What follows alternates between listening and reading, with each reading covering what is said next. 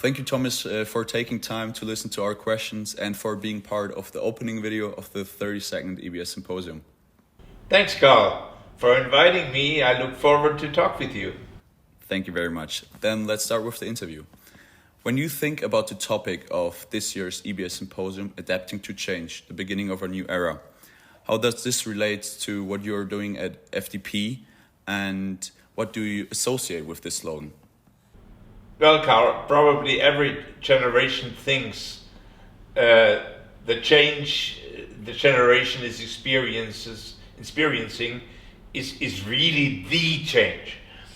But for me, looking back on 40 years of business experience, I probably had 3 or 4 times the experience that a new era is beginning. And if you look at this country, there was more hope than a new era is beginning, and it was less a change in reality.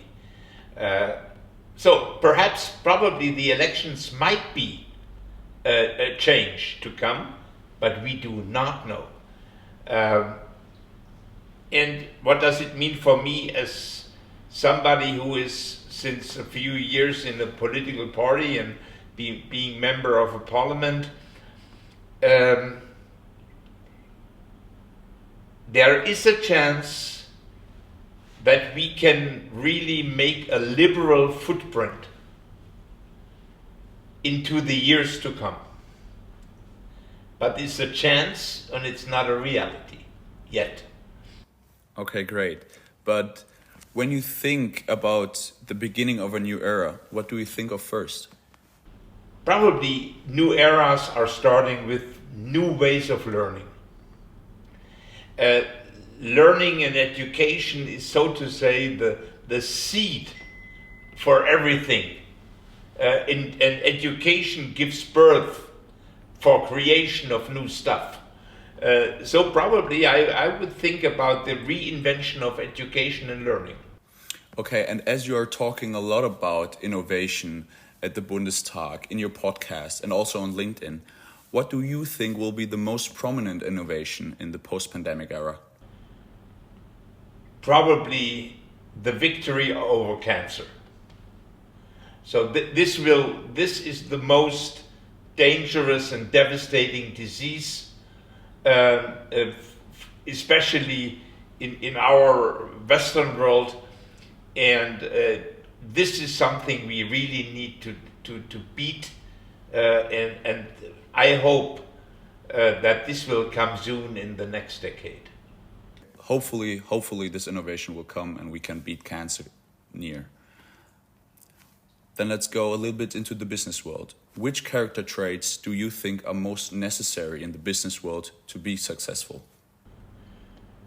Probably in turbulent times you need a lot of bravery and courage. And this is not necessarily ingrained in every person. But in order to master this kind of courage and to do it in the right way, you probably need two enablers, which are really deeply in the character. Number one is authenticity. But authenticity without integrity is a problem. So you need this kind of twin of authenticity and integrity. And as you have been in the business world for over 50 or 40 years, yeah. What do you think has changed in the business world since you are in the game, and how has your life changed climbing up the career ladder? Well, change became different. When I was a young manager, change was very incremental or even episodical. You had a new product and you created a ramp up for people to introduce the product, or you had a warehouse where you could store goods in case something is happening. And this was in the 80s. In the 90s, the world became boundaryless, and companies merged and got acquired. You started to have a fluid workforce. The globalization took parts of the organization outside in the world, offshoring, outsourcing. So the character of change changed. And if you look probably over the last 15 years, 20 years, symbolically, the terror attack on the Twin Towers, September 11th, were symbolic for this kind of change. Change became disruptive. It hit you. On the one hand, new technologies disrupting the world, but on the other hand, a virus disrupting the world.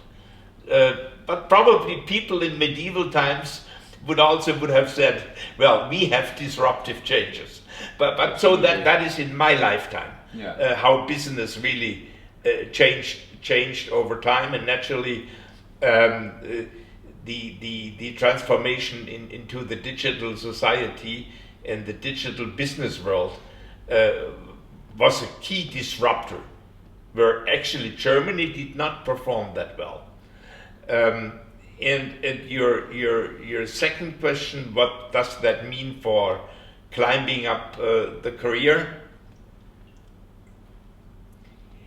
Well, the leadership changed. When I was a young manager, probably leadership was more an internal affair. And when I was on the executive board of companies, it was transformational leadership.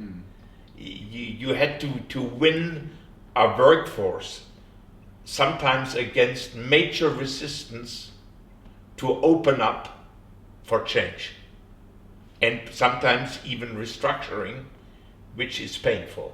Absolutely, and Corona has caused a lot of social distancing to us, and therefore there's the question, what do you look forward the most at the 32nd EBS Symposium, and hopefully a physical event? Well, I hope it's a physical event.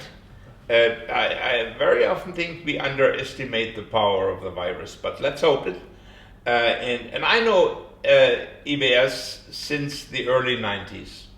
And I have seen the development of the school over the years, the ups and the downs, and ups over the last years. Very happy to see that.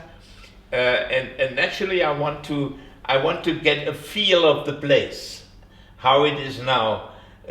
Because my last encounter, I think, was 2003, 2004.